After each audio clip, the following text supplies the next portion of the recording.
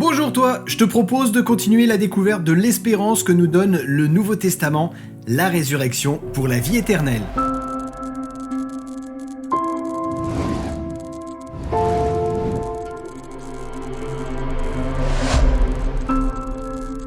Dans la précédente vidéo, je te parlais de l'analogie que Paul fait avec les prémices et les récoltes. Tout comme l'arrivée des premiers fruits ou produits signale que la récolte suivrait bientôt, Christ était le premier et ensuite viendra la récolte.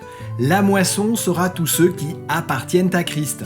Le mot grec pour prémisse est aparké et signifie d'abord et avant tout prémisse, puis offrande proportionnelle des récoltes.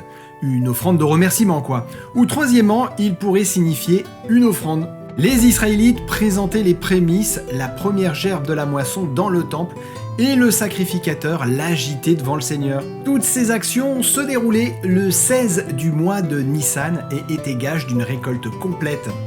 De manière fascinante, Jésus est ressuscité un 16 Nissan.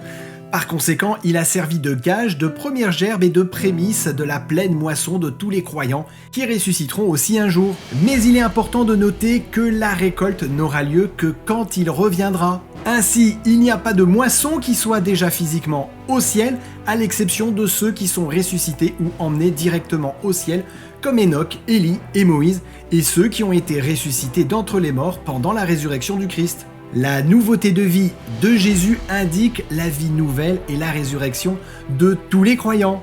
Bien que Paul ait dit que tous ressusciteront, il ne suggère en aucun cas que tout le monde recevra la vie éternelle.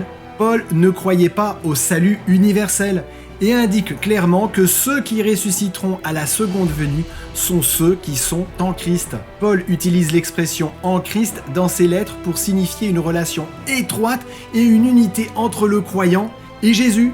Paul souligne que la résurrection de Christ a accompli plus de choses que son simple retour à la vie. La résurrection de Christ a donné la vie éternelle à tous ceux qui exercent leur foi en lui. À bientôt pour la suite de cette découverte biblique et d'ici là, que Dieu te bénisse abondamment.